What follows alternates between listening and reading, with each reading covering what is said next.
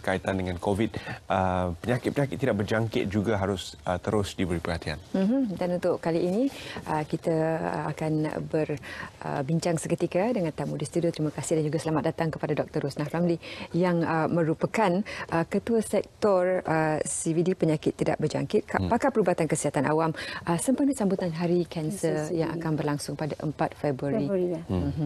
Tarikh yang istimewa tu mungkin tarikh terakhir PKP insya-Allah, dan kita nantikan sambutan Hari Kanser Sedunia ini yang sentiasa akan memberi peluang dan ruang untuk kita berkongsi maklumat berkaitan dengan kanser. Doktor, apakah tahap pemahaman rakyat Malaysia berkaitan dengan kanser dan juga penyakit-penyakit tidak berjangkit lain? Saya rasa kita dah banyak kali memberi penerangan tentang kanser, malah penyakit tidak berjangkit yang lain lah. Ya. Tapi saya rasa pembudayaan itu, mereka tahu sebenarnya, tapi praktis itu belum lagi kuat. Jadi itulah tiap-tiap tahun, sahabat tahun, kita perlu mengingatkan masyarakat, komuniti tentang tema-tema tertentu. Dan hari bulan adalah Hari Kanser Sedunia. Jadi tujuan kita itu untuk memberi jentikan ataupun suntikan kepada umum, come on, cancer is a problem, adalah masalah, dan kita kena sama-sama berganding bahu mengambil tindakan. Setiap individu dalam masyarakat ini perlu mengambil tindakan sekarang untuk masa akan datang. Itu yang tema dia, I am and I will. Jadi itu tujuan dia. Kita nak memberikan balik kesedaran, membangunkan balik masyarakat ini tentang kewujudan kanser.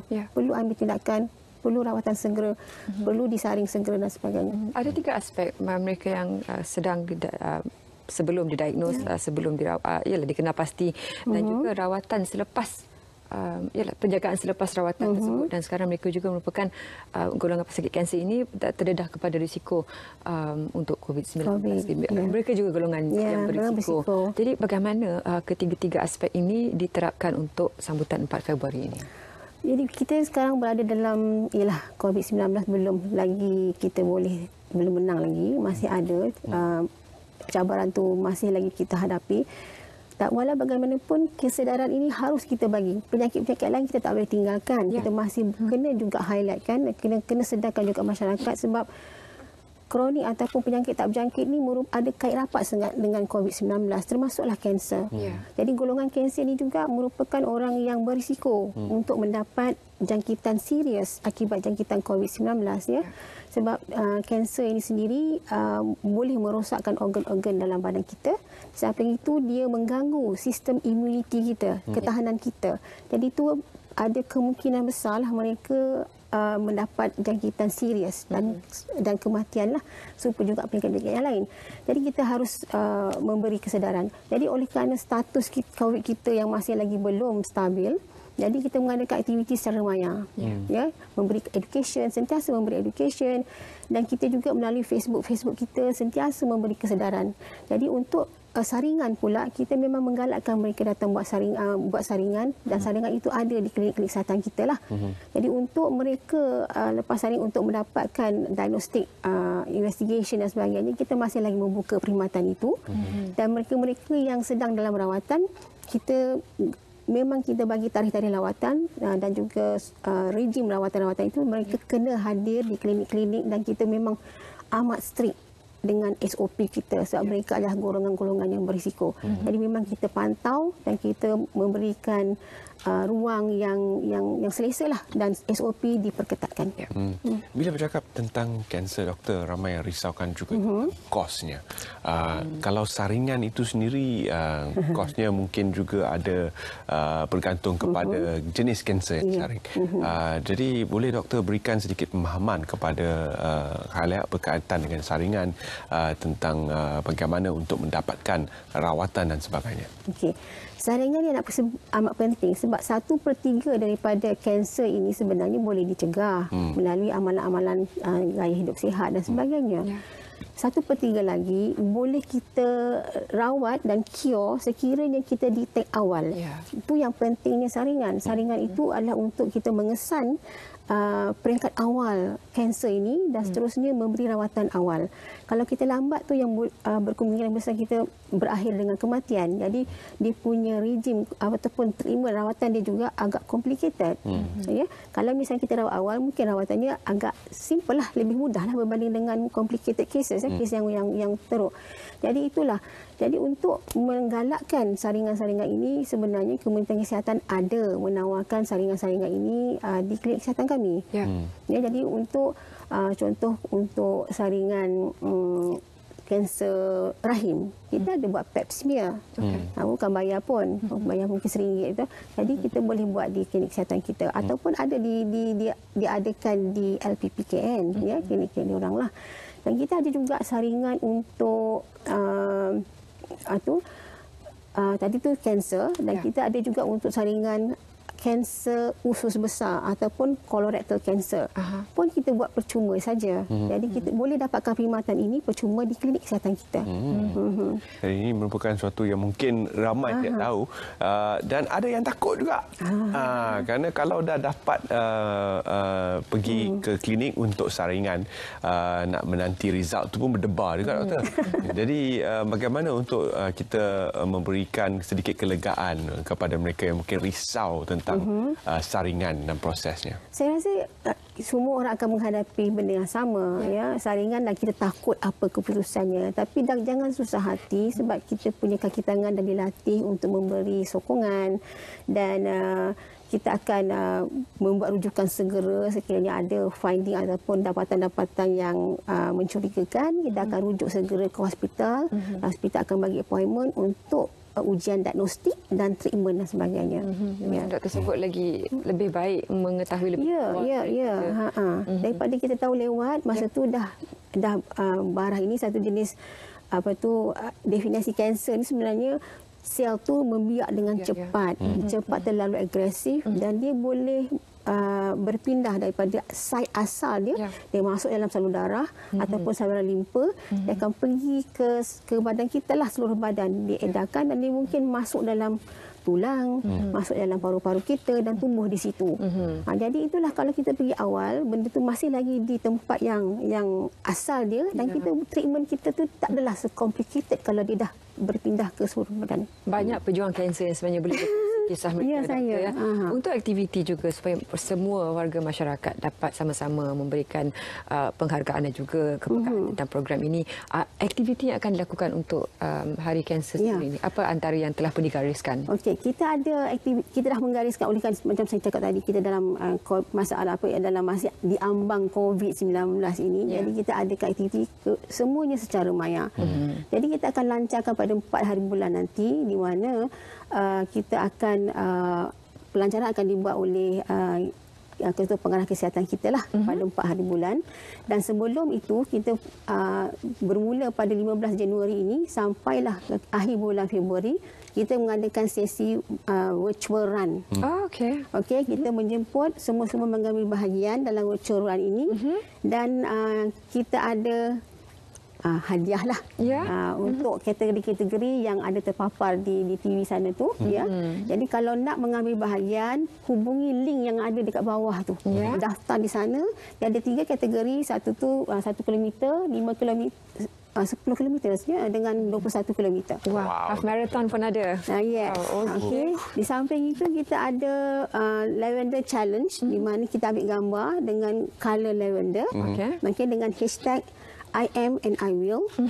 Dan buat caption yang menarik, letak dalam Facebook, kami akan pilih pemenang-pemenangnya nanti. Lavender ni macam ungu cair lah. Ungu cair-cair tu. Jadi ambil gambar dengan syarat pakai baju ungu ataupun apa background yang ungu, letaklah hashtag I am and I will. Dan juga letak caption yang motivating sikit. Okey, dan kami akan pilih pun ada hadiah juga. I am and I will, apakah sebab menggunakan hashtag? I am and I will maknanya kita bertindak sekarang untuk masa depan. Dan terus dengan usaha itu. I am and I will. Untuk maklumat rakyat Malaysia, apakah jenis-jenis kanser yang masih lagi menjadi cabaran untuk kita bersama? Ada untuk secara umum, secara generalnya ada 3 yang paling utama sekali yang paling kerap berlaku di Malaysia ini, iaitu adalah kanser payudara, secara general ya. Yang kedua adalah kanser usus besar tadi, colorectal cancer. Dan yang ketiga adalah kanser paru-paru. Itu secara umum. Jadi pada kumpulan wanita pula, kumpulan lelaki pula jenisnya berbeza-beza. Kalau lelaki pula dia jenis yang paling common adalah kanser Prostate. No. No. Bukan. Okey. Kanser colorectal. Okey. Diikuti oleh kanser paru-paru tetapi datang prostat. Okey, nombor 3 lah. Nah, jadi prostat tu apa? Orang mungkin akan tanya. Prostat ni sebenarnya adalah satu organ yang terletak di bawah pundi kencing kita. Jadi, untuk orang lelaki dia adalah. Sebab dia akan bila kita berumur 40 tahun ke atas, prostat ini ataupun cenderung untuk menjadi bengkak. Dan kita orang lelaki bila berumur tu ada masalah nak buang air. Dan pembengkakan ini kita takut dia boleh menjadi kanser kemudiannya. Jadi baik main, perlu ingat bahawa kanser prostat nombor 3 paling kerap di kalangan lelaki. Jadi kalau ada masalah kencing tu, datanglah cepat-cepat cek. Dalam setiap kali, setiap tahun kita memberitahu kepada para penonton tentang isu yang berkait dengan kanser ini. Faktor gaya hidup merupakan satu lagi aspek yang membawa kepada berlakunya penyakit barah ini. Sebab genetik itu kita tak boleh buat apalah. Tapi dari segi faktor gaya hidup itu. Betul. Tadi cuba nak cakap pasal perempuan pula ya. Nak masuk sikit ni. Kalau yang perempuan pula, dia punya kanser paling kerap payudara lah. Lepas tu colorectal dan juga satu lagi kanser pangkal rahim. Itu yang kena hati-hatilah. Jadi untuk 1/3 daripada kanser ini boleh dicegah sebenarnya dengan amalan gaya hidup kita. Pemakanan kita kena makan sihat. Lepas tu kena rajin exercise. Sebab pemakanan sihat dengan exercise akan memberi kita tubuh badan yang kata seimbang lah, yang tak adalah, sebab obesiti adalah merupakan faktor yang menyebabkan kanser. Obesiti. So obesiti banyak lemak-lemak. Okey. Dan lemak-lemak inilah yang akan mengeluarkan hormon-hormon tertentu yang boleh menyebabkan sel-sel itu membiak dengan cepat. Salah satu faktor dia lah kegemukan. Orang yang badan besar ni risiko banyak benda. Bukan hanya kanser saja, darah tinggi, kencing manis, segala-galanya. Jadi itu yang pentingnya mengawal berat badan kita. Samping itu, minum alkohol. Alkohol dikaitkan juga dengan kanser juga. Smoking, merokok. Sebab itu kita memang salah satu prioriti KKM, no smoking. Sebab itu toksin yang dibawa kita inhale, kita masukkan semua kemikal dalam badan kita kan, dan kita expose kepada paru-paru kita. Tapi kalau Dr. sebut macam tu, yang secara medikalnya, secara perubatan telah pun dibuktikan, tapi ada juga kadang-kadang warga emas yang dah 80 hisap rokok, hidup je, elok je. Jadi bila kita berhadapan dengan persepsi macam ni, macam agak sukar juga untuk dibawa berbincang dengan doktor. Tak semua orang dapat kanser kalau dia merokok kan, tapi kalau you dapat, you menyesal juga nanti. Sebab ada juga yang macam tu, dia merokok. Tapi Indian dia batuk-batuk, dia kanser. Lepas tu dia bagi ceramah ke orang, janganlah merokok sebab ada kena. Tak nak jadi macam tu lah. Dan dari segi stigma, bila cakap tentang kanser wanita, payudara dan sebagainya, ini bukan saja mengurangkan keyakinan mereka, tapi risau dengan bagaimana adakah suami masih lagi nak dengan dia selepas ada kanser payudara. Sebab ada berlaku bila mana suami lari dan sebagainya. Bagaimana dari segi menangani situasi ini, kita sambut setiap tahun, tapi untuk mereka yang masyarakat, warga mereka. Itulah kita memang tak jelafikan benda-benda ini berlaku ya. Jadi itu yang kita ingin memberikan kesedaran, bukan hanya kita ahli keluarga kena faham dan kena memberi sokongan. Dan untuk itu pasukan-pasukan kesihatan mental kami juga ada yang boleh memberikan kaunseling dan sebagainya bagi kes-kes yang demikian. Dan dari segi rawatan juga ramai risaukan the cure is worse than the disease. Kalau kanser prostat disebutkan doktor tadi, ada yang risaukan ada kerosakan-kerosakan yang akan berlaku akibat daripada rawatan yang akan menyebabkan kekurangan lelaki itu. Sebab itu pencegahan itu lebih bagus daripada merawat. Sebab itu kita kata cegah, amalkan gaya hidup sihat. Janganlah ambil alkohol, jangan merokok, kalau boleh jangan merokok lah. Itu yang kita hendakkan, itu yang kita targetkan. Amalkan gaya hidup sihat, exercise. Kalau boleh rakyat Malaysia ni 1/2 yang mengalami masalah kegemukan. 1/3 obesiti. Betul. Itulah Doktor Malaysia ni yang paling gemuk di Asia Tenggara ni. Dalam situasi sekarang, Doktor, dengan kemajuan teknologi dan mereka juga agak kehadapan dalam teknologi perubatan. Apa antara penemuan terbaru ataupun memperbaiki ataupun menjadikan lebih efisien dalam sistem rawatan pesakit kanser itu? Kita ada Institut Kanser Negara. Jadi mereka, pusat kita, dan kita juga ada pusat-pusat rawatan kanser di fasiliti-fasiliti kita, dan kita sentiasa mengupgradekan kita punya servis, dan kita sentiasa juga kita ada plan tindakan kita yang macam mana kita akan area-area tertentu yang perlu dibangunkan. Kita ada melatih kita punya pasukan-pasukan untuk teknologi-teknologi terkini. Baik, kita akan berehat seketika dan kita akan kembali bersiaran langsung bersama anda dalam Selamat Pagi Malaysia. Terima kasih, Doktor. Kita akan bincangkan dengan lebih lanjut kami dan kita terus sambung perbincangan berkaitan dengan kanser dan soalan seterusnya. Suatu yang agak menarik, Doktor, berkaitan dengan mereka yang merupakan pejuang-pejuang kanser, cancer survivor. Adakah mereka boleh mengambil vaksin COVID-19? Okey. Saya rasa vaksin adalah satu perkara yang sering dibincangkan sekarang, isu yang hangat jugalah, topik hangat. Jadi boleh ke COVID ataupun pejuang kanser mereka yang dah sembuh ataupun kanser kes itu sendiri boleh ambil vaksin ke tidak? Ya. Jadi oleh kerana mereka ni sebenarnya dalam golongan berisiko, jadi sepatutnya mereka boleh ambil. Tapi macam inilah, dalam pesakit-pesakit kanser ini, dia dalam proses perawatan pun ada kadang-kadang ubat tertentu tu yang akan suppress dia punya immune system. Right? Itu penting. Dan dalam kanser itu sendiri juga menyebabkan immune system tu down. Jadi untuk mengambil vaksin ni kena hati-hati. Sebab kita memerlukan, orang yang layak tu mesti dia punya sistem imun tu bagus. Jadi doktor akan periksa, menilai dulu dan sama ada dia sesuai ke tidak mengambil vaksin. Yalah ya. Jadi di tahap imuniti itu. Serupa juga dengan pejuang kanser lah. Kalau pejuang kanser itu biasanya dia dah okey, dia dah tamat, dia dah sembuh. Jadi kita akan assess, nilai. Kalau misalnya dia okey, kita akan proceed. Apapun sistem imuniti itu kena di-evaluate, dinilaikan stabil ke tidak, baru boleh ambil vaksin. Bagi pejuang kanser, wujud juga kes recurring cases ataupun sel kanser itu kembali. Dari dalam aspek itu, walaupun seorang pesakit itu okay, you are free, cancer free now, tapi bagaimana pula rawatan selepas itu? Berapa lama perlu diperiksa semula agar mereka telah bebas kanser?